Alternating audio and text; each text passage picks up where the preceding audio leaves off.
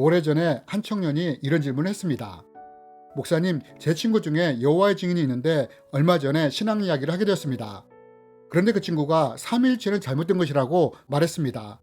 하나님과 예수님은 인격이시지만 성령님은 인격이 아니라 단지 하나님의 능력이요 파워라고 말을 했습니다.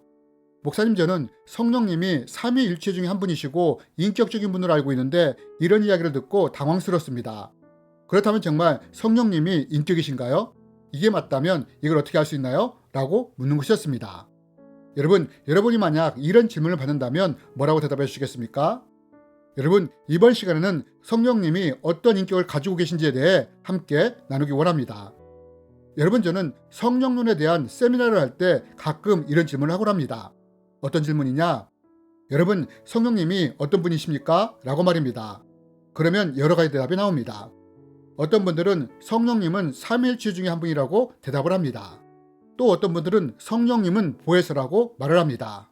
혹은 어떤 분은 성령님을 바람 같은 분, 비둘기 같은 분, 불 같은 분이라고 말하시는 분들도 있습니다.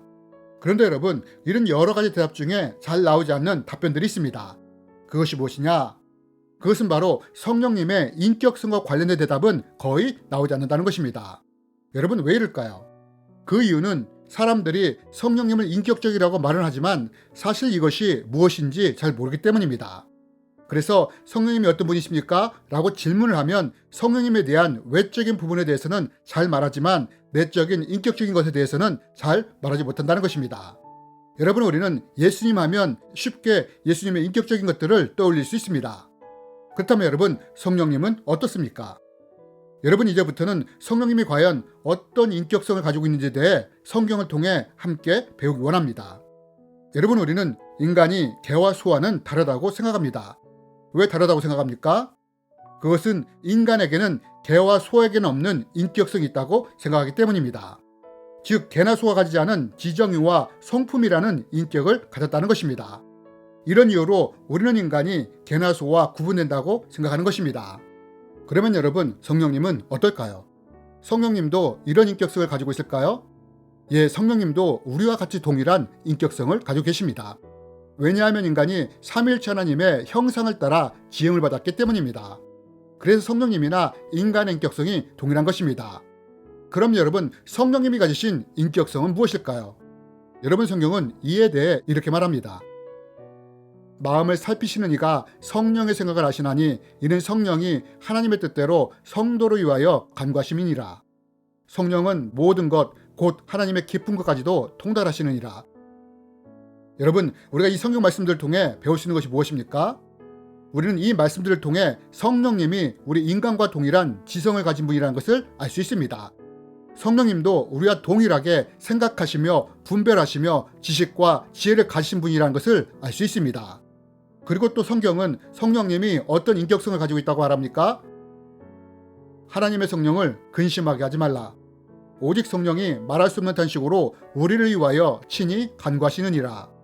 성령의 사랑으로 말미암아 너희를 권하노니. 여러분, 우리가 이 말씀들을 통해 볼 수 있는 것이 무엇입니까? 우리는 이 말씀들을 통해 성령님도 인간과 같은 감정을 가지신 분이라는 것을 알 수 있습니다. 성령님도 인간과 동일하게 희노애락의 감정을 가지고 느끼시는 분이라는 것입니다.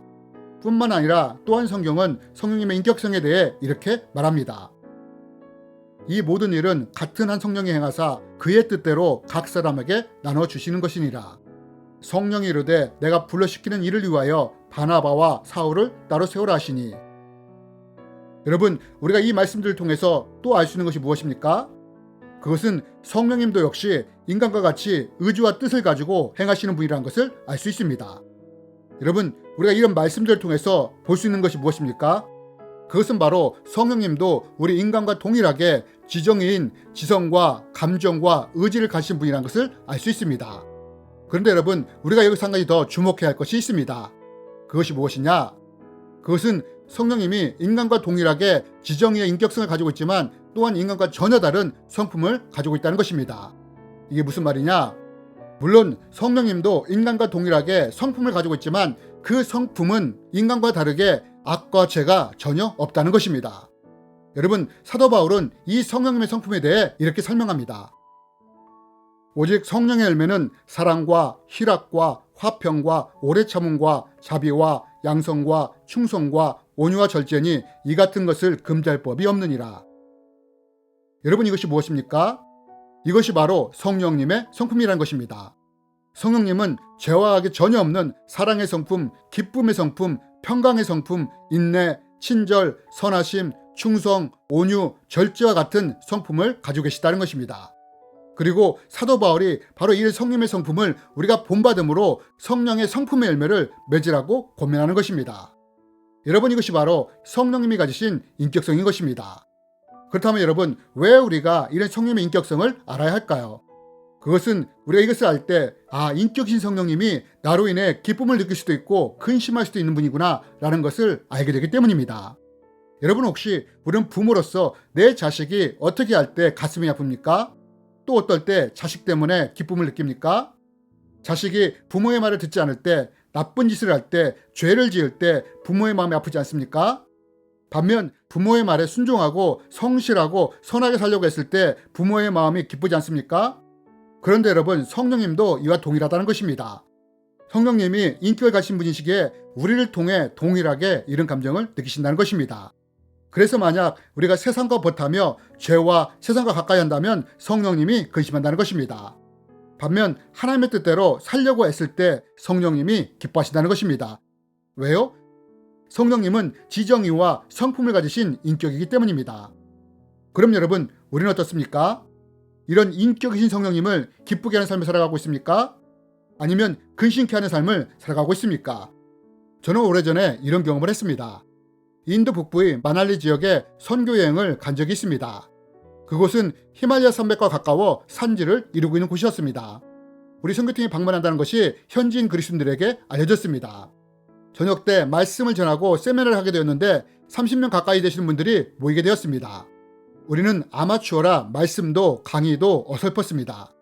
그런데 말씀과 세미나가 끝난 후에 기도할 때 어떤 일이 일어났느냐? 기도할 때 성령의 강력한 임재가 있었습니다. 저는 놀라서 기도 도중에 눈을 뜨고 강력한 임재하심을 보았습니다. 그때 저는 이런 생각을 했습니다. 아니, 말씀도 강의도 어설펐는데 어떻게 성령님이 이렇게 강력하게 임하시지? 라고 말입니다. 그러나 저는 나중에 그 이유를 알게 되었습니다. 거기에 모인 그리스도인들은 기독교인이라는 이유로 차별을 받고 살아가고 있었습니다. 또한 산지에서 그곳까지 오는데 보통 2-3시간을 걸어서 왔다고 합니다.